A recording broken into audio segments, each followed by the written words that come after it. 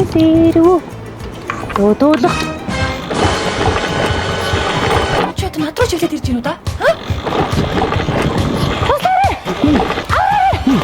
Эчи.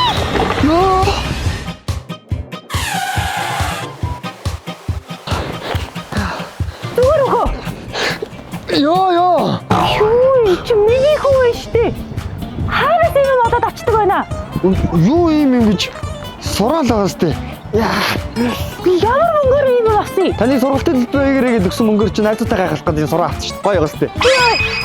Юуны чи гоё гэж вэ? Наадах чи ангилж жолооны өвөлтөйг унаж тамийн хөдөлгөөнд оролцдог болсон чинь дөрөв гарсныг мэдхүү.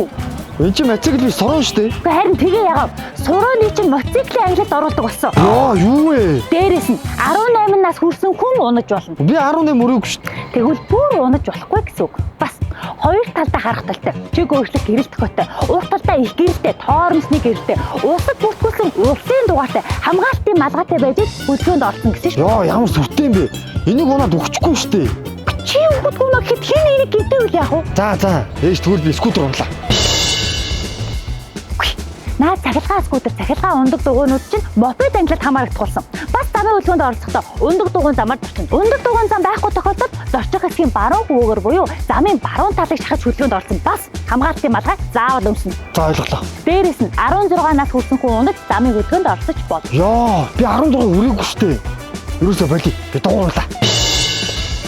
Ундаг дугуйг унахдаа 10-аас 14 настай хүүхэд явган хүний зам болон түүндээ тэмдэглэсэн ундаг дугуйн замаар явна. 14-өөс дээш насны хүн ундаг дугуйн зам болон ундаг дугуйн игнэгээр явна. Хэрэв дээрх зам байхгүй тохиолдолд замын баруун талын игнэгээр шахаж явах дүрмтэй. Мөн л хамгаалтын малгайтай.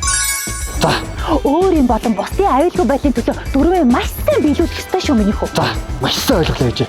Яа, монд